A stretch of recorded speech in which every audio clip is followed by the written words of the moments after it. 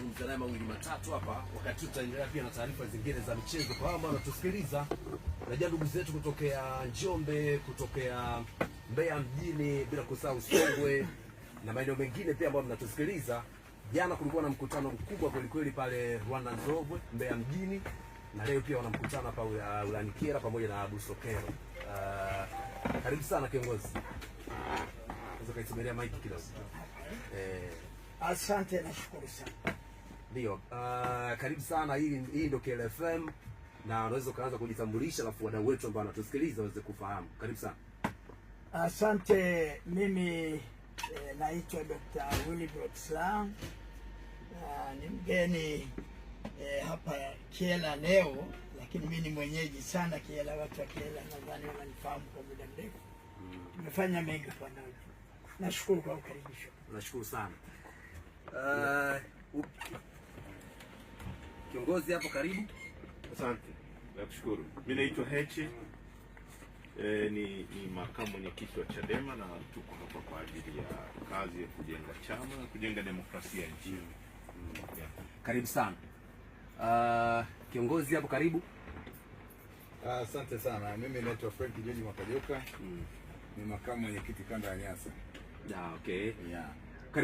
Karibuni sana Kyela. Asante. Kidogo nina swali kwa Slaa hapo. Swali moja tu kwa niaba ya wadau ambao wanasikiliza KLFM sasa hivi. Jana kupitia ukurasa wetu wa Instagram na KLFM Digital YouTube nilipata taarifa kwamba kunaomba msamaha kwa yale ambayo yametokea, na sasa hivi umerudi rasmi kwenye chama cha Chadema. Nini ambacho umekiona huku na umeamua kurudi tena nyumbani? Sijui unaposema huku maana yake nini. Maana yake mimi tangu nimetoka Chadema sijaenda popote, na nimeendelea kufanya kazi kama mwanaharakati huru, hasa kupitia Sauti ya Tanzania. Sijui kama unaifahamu Sauti ya Tanzania. Lakini tumeshirikiana sana na Chadema kipindi chote. Kwa hiyo kusema huku sina hakika sana unataka kusema nini. Ni kwamba kulikuwa na tetesi, misingi ile ya Chadema ambayo mnaifahamu toka mwanzo. Maana kulikuwa na tetesi hapa katikati kwamba unataka kuhamia upande wa pili wa Chama cha Mapinduzi, na sasa hivi umeamua basi kwa sababu mambo yamekaa tofauti huko, ngoja nibaki kwenye chama changu ambacho nilianza nacho. Nadhani tatizo ni la uelewa wa watu wetu wengi, including waandishi wa habari. Watu walidhani nilipoondoka Chadema na baadaye nilipoteuliwa balozi wa Jamhuri ya Muungano wa Tanzania nchini Sweden, watu walidhani nimeingia CCM. Hakuna uhusiano wowote kati ya Chama cha Mapinduzi na ubalozi. Ubalozi ni utumishi wa taifa, na mtu yeyote wa chama chochote ana haki ya kutumikia taifa lake. Okay. Kwa hiyo hata nilipoomba msamaha alikuwa na uhusiano na hilo. Okay, shukrani sana. John Heche, na swali moja tu. Kuna no reform no election kama nitakuwa niko sahihi. Kwa nini imekuja hiyo sasa hivi? Tunaweza kuelezea historia ndefu kidogo. Ndio. Tangu at least mwaka 2015 baada ya uchaguzi mkuu wa mwaka 2015 ambao Chadema tulipata close to 6 million vote, kura milioni 6 za mgombea urais, ambazo zilikuwa ni zaidi ya 41%, na tulipata karibia kura 48% za wabunge, ambazo pia tulipata viti 72 kwa ujumla, kwa maana ya viti maalum na wabunge wakichaguliwa majimbo. Baada ya pale nafikiri kulitokea hofu kubwa sana kwa CCM, kwa wametumia serikali baada ya pale kuharibu chaguzi zote zilizofuata. Ukiangalia mwaka 2014 Chadema tulikuwa na 26% za watu waliochaguliwa kwenye mitaa, kwenye maeneo ya mijini, na tulikuwa na 30% kwa watu waliochaguliwa kwenye vijiji.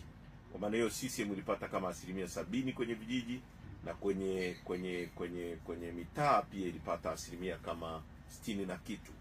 Sasa baada ya pale uchaguzi uliofuata wa mwaka 2019, watu tuliokuwa na 30% na 20% na kitu, ghafla tukarudi mpaka 0. CCM iliyokuwa na 70% ikajitoa hapo ikapata 100%.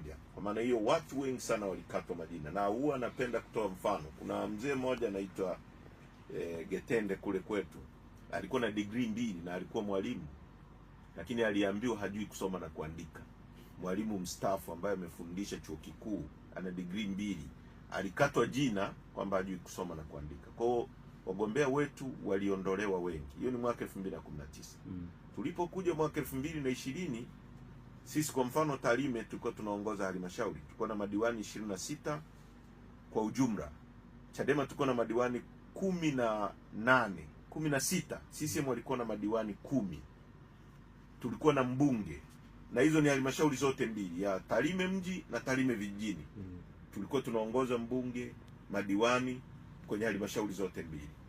Ghafla tumeshuka kutoka wabunge 72 tukabaki na mbunge mmoja. Tumeondolewa madiwani ambao tulikuwa nao karibia 1000 na kitu nchi nzima. Leo hatuna madiwani hawafiki hata 10 kwa nchi nzima. Na baada ya pale ikaonekana kwamba aliyekuwa anasimamia ule uchafu kwamba ni Rais Magufuli. Na rais akatoka akazungumza akasema ataanzisha kitu kinaitwa 4R. Miongoni mwa hizo 4R ilikuwa ni reforms. Bahati nzuri mimi nilikuwa kwenye timu ya maridhiano iliyoteuliwa na chama chetu, ikiongozwa na mwenyekiti wa wakati ule Mheshimiwa Freeman Mbowe. Kulikuwa mimi kutoka Chadema, mwenyekiti Freeman Mbowe, katibu mkuu John Mnyika, wakili wa chama na dada Zeudi kutoka Zanzibar. Upande wa CCM alikuwepo Abdurrahimani Kinana Chenge, spika wa bunge la Zanzibar, na baadhi ya watu. Tumezungumza kwa miaka 4, tukitaka kwa mwaka mmoja mzima, mwaka 2020 mpaka 23, tukitaka mabadiliko ya kimfumo ambayo yataruhusu uchaguzi huru na haki, watu wetu waliouawa walipwe fidia na familia zao zionwe, watu waliokuwa wamefungwa, wafanyabiashara waliodhulumiwa, na mambo yote hayarekebishwa. Na ndio maana rais alizungumza kitu kinaitwa reform. Lakini tumezungumza hivyo, tumekuja kwenye uchaguzi mwaka 2024, kila mtu anajua kilichotokea mwaka jana kwenye uchaguzi wa serikali za mitaa. Kwa mujibu wa waziri wa TAMISEMI Mchengerwa, anasema waliondoa wagombea wa upinzani 12600 kuwakata majina, kwamba hawajui kusoma na kuandika, mara wamekosea kujaza form, mara si wamegonga muhuri usiokuwa. Hizo ni takwimu za waziri kwamba walikata watu 12600. Lakini kwa takwimu zetu Chadema wametuondolea wagombea nchi nzima 1064 kwenye vijiji, kwenye vitongoji, wajumbe, mitaani.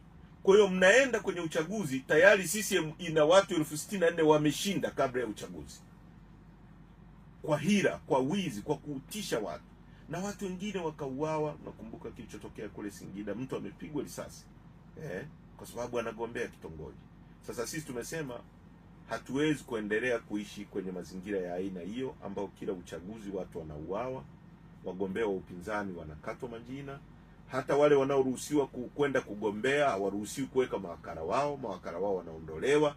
Kwa hiyo hakuna uchaguzi tena kwenye nchi hii. Ndio maana tumekuja tunasema no reforms, no election. Kama hakuna mabadiliko ya kimsingi, ya kisheria na ya kikatiba, hakuna uchaguzi utakaofanyika. Na tusiwe watu wasichanganye haya mambo. Kuna watu wanafikiri tutasusia uchaguzi. Ili liwe very clear kwa wananchi wanaotusikiliza. Hatuendi kususia uchaguzi.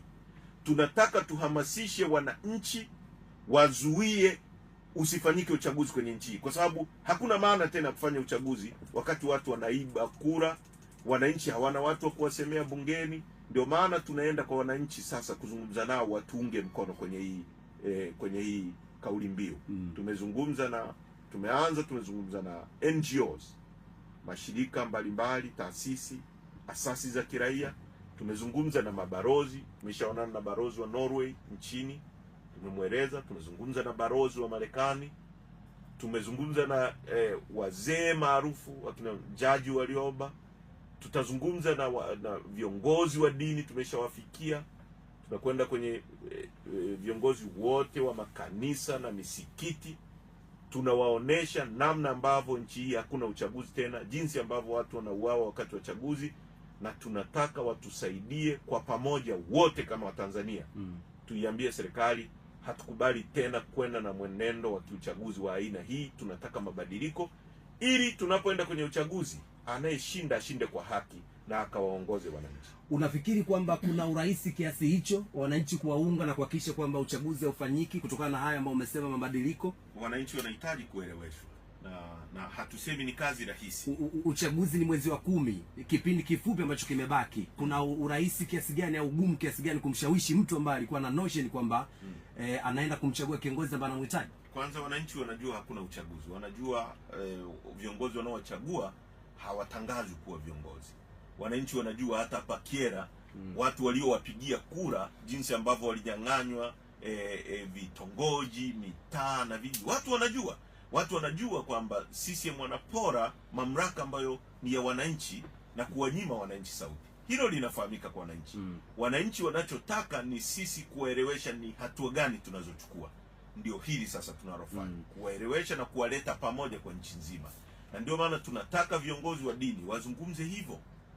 Wanaelewa pia. Tunataka mashirika mbalimbali ya kimataifa na ya ndani ya nchi yazungumze hivyo. Juzi tumekutana na kiongozi wa upinzani nchini Kenya, Raila Amolo Odinga. Tumezungumza naye pia kuhusu haya mambo. Kwa hili sio jambo la ndani peke yake. Tutazungumza na wahisani wetu kimataifa, tutakwenda nje ya nchi, tutazungumza. Na kwamba muda haupo, swala la kubadilisha muda wa uchaguzi na kusogeza mbele ili mabadiliko yafanyike na watu wapate uchaguzi huru na haki, sio swala lililoandikwa kwenye Biblia wala Qur'an. Kwa hiyo lina uwezo wa kubadilika. Tunachohitaji ni utashi. Na watu wanasahau kitu kimoja. Hili bunge lililopo hapa limewahi kupitisha sheria ndani ya bunge mwaka 2017, mimi nikiwa bungeni. Permanent sovereignty ya natural resources na permanent sovereignty and conscionable terms za natural resources kwa siku moja under certificate of urgency. Imepelekwa sheria, ikasomwa first reading, ikarudishwa ikasoma second reading, na jioni ikajadiliwa na ikapitishwa ikafanywa kuwa sheria. Kama kuna utashi na nia, tuna uwezo wa kupitisha sheria nzuri ya uchaguzi ndani ya siku moja, kwa sababu majadiliano yatafanyika nje ya bunge. Bunge litakwenda kupitisha na kesho yake tutapata sheria nzuri, na tutakuwa na mfumo ambao uko independent, ambao hausimamiwi na rais. Mfumo tulionao huu tunaoulalamikia sasa hivi ni kwamba mwenyekiti wa tume anachaguliwa na rais. Sasa kwa mfano, aliyekuwa mwenyekiti wa tume ya uchaguzi wakati ikiitwa tume ya uchaguzi anaitwa Jaji Mwambegele. Imebadilishwa jina sasa, imebatizwa inaitwa Tume Huru ya Uchaguzi. Mwenyekiti wa tume Jaji Mwambegele. Sasa mtu anakuambia hii ni tume huru ya uchaguzi. Mtu aliyekuwa ameharibu uchaguzi mwaka jana ni yule yule, kwa sababu tu imepewa tume huru, imepewa jina inaitwa Tume Huru ya Uchaguzi. Anakuambia sasa ni tume huru ya uchaguzi. Hataki mfumo wa aina hiyo. Tunataka tume ambayo utaratibu wa kupatikana mwenyekiti wa tume hatokani na rais. Wakurugenzi kwa mfano leo wanasema tumebadili mfumo sasa, tumeondoa wakurugenzi, hawatasimamia uchaguzi. Tatizo letu sio jina la wale watu wanaitwa wakurugenzi wa halmashauri. Tatizo letu hawa watu wanapatikanaje? Wanasema hata wanaweza kuteua mtu anaitwa kiongozi mwandamizi kutoka halmashauri, kutoka kwenye wilaya. Hapa Kyela viongozi waandamizi ukizungumza, utamzungumza mkuu wa wilaya, utamzungumza DSO, utamzungumza dasi, utawazungumza wakuu wa idara. Hawa watu wote wanateuliwa na rais. Kwa hiyo ukimwondoa mkurugenzi ambaye anateuliwa na rais, ukimteua dasi, ni yule yule anateuliwa na rais. Na sisi tunachopinga ni hiyo extension ya mkono wa rais kwenda kwa wao watu wanaosimamia uchaguzi. Hayo ukisema hata mteue mwalimu wa shule ya sekondari, mkuu wa shule, akaje kusimamia uchaguzi kwenye wilaya, kwenye level ya wilaya, na ukasema ni kiongozi mwandamizi au afisa elimu au nani, ukisoma katiba yetu ibara ya 35, hawa watu wote wanawajibika kwa rais, kwa sababu ni extension ya mamlaka ya rais na ndiyo mamlaka yao ya nidhamu. Mpaka mwalimu wa shule ya msingi kwa mujibu wa sheria yetu sheria zetu zilizopo hizi mbovu tunazozipinga, mkono wa rais unafika kule. Rais anaweza kumfukuza mpaka mwalimu wa shule ya msingi kazi, anaweza kumfukuza mtendaji wa kata kazi, anaweza kumfukuza mtendaji wa kijiji, na hawa ndio returning officers ambao wanasimamia uchaguzi kule chini. Kwa hiyo tunachotaka ni mfumo, tume huru inayojitegemea ambayo haipokei maelekezo na maagizo ya rais katika kutekeleza wajibu wake, na tuwe na security of tenure. Mtu akiwa mwenyekiti wa tume hawezi kuondolewa na mtu yoyote kwenye nafasi hiyo. Sawa. Kwa niaba ya wadau wengine ambao wanasikiliza radio sasa hivi, issue ya wale wabunge 19 wa Chama cha Demokrasia na Maendeleo Chadema, Yes. ambayo walienda bungeni na wametumikia mpaka sasa hivi wapo bungeni. Yes. Baadaye mkaenda mahakamani, kesi zikaendelea huko. Kinachoendelea mpaka sasa hivi ni nini? Sisi tulishamaliza wajibu wetu, tulichukua hatua dhidi yao, walivunja katiba ya chama chetu, kulikuwa na forgery, tulishachukua hatua za kinidhamu dhidi yao. Baraza kuu lilichukua hatua. Kwa hiyo kwa sasa ilipo, kama kuna mtu taratibu yoyote ya kurudi ndani ya chama kuomba wanachama, iko wazi kwenye katiba ya chama chetu. Kwa wale watu waliofukuzwa na kamati kuu, unaomba kwenye kamati kuu, wanajadili, wanaangalia barua yako uliyoandika, wanachukua maamuzi. Kama ulifukuzwa na baraza kuu linachukua hatua pia, linapitia vielelezo na barua uliyoandika. Na kwa taarifa, kuna baadhi ya watu wameshaandika barua ndani ya chama wakitaka na kuomba kusamehewa na kurudi ndani ya chama. Sasa vikao vya chama ndio vinafanya maamuzi. Hilo sio la John Heche au la mwenyekiti kulichukulia maamuzi peke yake. Hilo ni jambo ambalo linakwenda kwenye vikao vya ndani ya chama, na vikao husika vinapitia, vinaona kama kuna merits na vinafanya maamuzi. Okay. Mambo hayo. Lakini sisi tulimalizana nao na hatuna hatua nyingine ya zaidi tunayoweza kuchukua. Sawa. Na upo Kyela sasa hivi. Kyela hapa juzi mwenyekiti wa Chadema alitangaza kuwasimamisha baadhi ya viongozi wanachama na wengine kufutwa, wengine kuondolewa zile nafasi zao za uongozi. Unayo hiyo taarifa? Unajua chama chetu kinafanya kazi kwa mujibu wa katiba na sheria ambayo tumejua. Katiba ya chama chetu ndio mwongozo tulionao. Sasa kama kuna jambo ambalo limefanyika, kuna hatua, kuna ngazi ambazo zinaweza kushughulika. Kama wilaya imechukua hatua, kuna mkoa, kuna kanda, kuna taifa. Lakini hayo ni mambo ambayo tunaweza kudiscuss ndani ya chama, tukafanya majadiliano ndani ya chama na tukayaseto na tukawa kitu kimoja. No reform, no election isipotekelezwa itakuwaje? Itatekelezwa. Sisi hatushindwi, ndio maana tunaomba wananchi watunge mkono. Ndio maana tunakuja kuwashawishi, na ndio maana kuna jambo moja ambalo Watanzania huwa wanashindwa kuelewa, wanachukuliwa na propaganda. CCM wanasema wana uungwaji mkono mkubwa sana, wanasema wana wanachama wengi sana, wanasema wanapendwa sana. Lakini kwa nini wanaogopa uchaguzi huru na haki? Kama wewe una nguvu, unapendwa, unakubalika, una sababu gani za kuiba uchaguzi? Una sababu gani za kumwondoa mpinzani wako ukamkata jina ili msishindane? Una sababu gani za kuteka watu ili wa intimidate, watishe? Haya ni mambo yalifanywa na wakoloni, na wazee wetu waliwashinda wakoloni wakati ule. Hizi zama za digitals, hizi zama za mitandao ya kijamii, hatutashindwa kuishinda CCM, hatutashindwa kuwaondoa watu. Wakati ule Mwalimu alikuwa akija Kyela, watu hawajui. Hivi ninavyozungumza hapa Kyela, watu wa Tarime watakuwa wanajua Heche anazungumza Kyela, kwa sababu dunia imekuwa sehemu ndogo sana. Watu walioko Ulaya watakuwa wanafuatilia kwamba Heche anazungumza Kyela. Kwa katika zama hizi, manipulation na uongo hauwezi kufanya kazi. CCM haikubaliki, ndio maana ina hofu. Na sisi tunajua tutawapini, ndio maana tunaenda kwa wananchi kuhakikisha tunaunganisha sasa nguvu za wananchi ambao hawaitaki CCM. Kwa miaka 63 ni wazi kwamba uchumi chini ya CCM umefeli. Hawawezi tena kuendesha uchumi wa nchi yetu. Hawawezi tena kutengeneza ajira kwa vijana. Wanamaliza vijana kwa maelfu, wako mitaani, hawana nini? Hawana kazi za kufanya. Wanauza nchi. Nchi hii imekuwa ni nchi ya Wachina.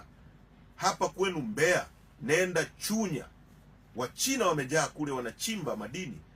Vijana wetu hawana kazi. Sisi hatuwezi kuchimba dhahabu peke yetu. Tunachohitaji ni vijana kupewa know-how, ujuzi, na wakapewa machines, wakaingia kufanya hizo kazi, wakawezeshwa. Mabenki yetu yakaruhusu vijana wetu wakope ili wapate mashine za kuchimba. Haiwezekani unafundisha kijana wako shuleni elimu isiyokuja kumpa kazi. Makatibu muhtasari, nani leo anafanya kazi ya ukatibu muhtasari kwenye ofisi zetu za umma? Sasa hizi mtu anaweza kuandika WhatsApp moja kwa moja ikaenda kwa bosi na akajibiwa. Unapofundisha vijana shuleni, unawafundisha kuja kujitegemea, unawafundisha skills za kuja kupata kazi. Leo tunapofundisha vijana panzi ana miguu mingapi, Wachina wanafundisha vijana wao namna ya kukata tanzanite yetu. Ndio maana Wachina wanakuja kuchukua tanzanite, sisi tunahangaika na panzi ana miguu mingapi. Sisi tunataka kwenda kubadilisha elimu ya watu wetu ili tuwape ujuzi wa kumiliki uchumi wetu. Tukienda Chunya tusikute Wachina wanachimba dhahabu, tukute vijana wa Kyela wanachimba dhahabu pale, wanajenga majumba mazuri, wananunua magari, wanasomesha watoto wao. Tunataka ukienda kule Liganga ukute vijana wa Kitanzania ndio wanachimba chuma pale na wana process, na tunauza nondo zetu ndani. Tuna uwezo huo. Tunataka Tafiku aliyoanzisha Mwalimu Nyerere ikawa inafundisha watu wetu namna ya kuvua samaki, ifundishe vijana wetu namna ya kuvua samaki, tuwanunulie boats kubwa, waingie deep sea, wapate samaki, tuuze nje ya nchi, tulete uchumi Tanzania. Tunataka unapokuja kwenye migahawa hapa Chunya usikute ketchup tomato ya Marekani, American Garden, tukute nyanya za kutoka Kyela ndio zinaliwa hapa. Tunataka tunapoingia kwenye ofisi kama hii tusikute furnitures kutoka China, tukute furniture iliyotengenezwa Makambako kwa mbao za Makambako imetengeneza ajira hapa Tanzania. Hiyo ndio aina ya uchumi ambayo Chadema tutakwenda kutengeneza, kubadilisha maisha ya watu. Na hii inawezekana pale tu ambapo kura ya mwananchi itaamua kumpa mtu madaraka, na madaraka hayo yaheshimike. Na ndio maana tunaunganisha wananchi, tunawaambia ili twende kwenye uchumi ambao utawapa ajira, utahakikisha nyie ndio mnamiliki uchumi, utahakikisha nyie mnamiliki maziwa yenu na samaki unaotoka kwenye ziwa Nyasa hapa. Lazima kura yako ihesabiki. Hivi ilivyo haiwezekani. Hivi ilivyo wataendelea kutoa mali zetu kwenda kwa Waarabu na Wachina kwa sababu wanawapa fedha. Wamewapa uwanja wa ndege kwa mfano wa Kia. Sasa hivi uko chini ya muamani. Kila abiria anayeshuka pale kutoka nje ya nchi anakatwa $55 kwa kutumia uwanja wetu. Ile fedha sasa itaondoka iende kujenga Omani badala ya kubaki Tanzania. Hatuwezi kusimamia hata uwanja aliotujengea Mwalimu akatuachia, Kilimanjaro International Airport, mpaka aje Muamani kuendesha huo uwanja. Tunajenga BRT, barabara za mwendo kasi. Tunachukua hizo tuwape Waarabu ndio waje kuendesha pale. Hatuwezi kumpa Shabibi, sijui sui Abudi, sui nani, hata au ni ma-CCM, lakini hatuwezi kuwapa wao waendeshe pale. Tukiwapa maana yake hao wataajiri vijana wa Tanzania. Hizo fedha ambazo watu watalipa nauli zitabaki humu ndani kugenerate fedha na kutengeneza ajira zaidi.